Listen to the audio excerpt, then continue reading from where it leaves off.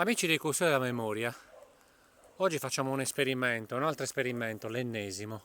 Facciamo una ripresa in notturna, un po' come quando il Cagliari giocava in Coppa Italia contro il Napoli, la Juventus, ve lo ricordate? Sì, in notturna, e vinceva sempre, quasi sempre. Ebbene, oggi siamo a Galtellì.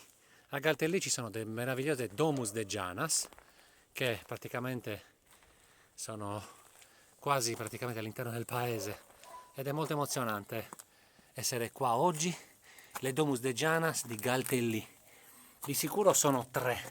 Questa è la prima, guardate un po', che meraviglia ragazzi, che meraviglia, un video notturno fantastico, wow.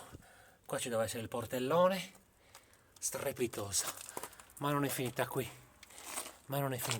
adesso vi faccio vedere altre 2 e molto probabilmente ce ne sono anche altre, ma quelle le filmeremo alla luce del giorno.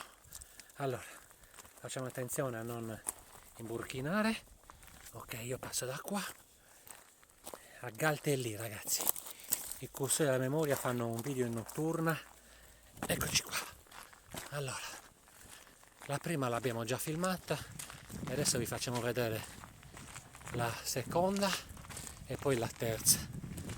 Galtellì, il territorio di Galtellì meraviglioso, ci hanno accolto in una maniera incredibile il sindaco, l'assessore, la Prolocco, pazzesco. Guardate questo costone di roccia, e qua i nostri antenati hanno costruito Domus de Janas, incredibile. Eccola qua, questa è la seconda e poi ce n'è anche un'altra, un video notturno, un esperimento. Speriamo che vi piaccia, siamo sempre sul pezzo noi, uniamo l'utile al dilettevole. Eccole qua, guardate questo gruppetto, una terna, eccola qua, una, c'è incredibile a Galtellì. Poi mi allontano e poi vi faccio vedere gli altri 2, che poi questa è lunghissima, questa è lunghissima, non ci entro perché pazzesco ragazzi, pazzesco, 7 metri, 6 metri.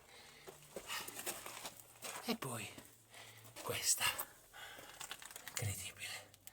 Ok ragazzi, domani che sorgerà il sole andremo a vedere le altre, perché ci hanno parlato di un altro gruppo di Domus de Janas qui a Galtellì.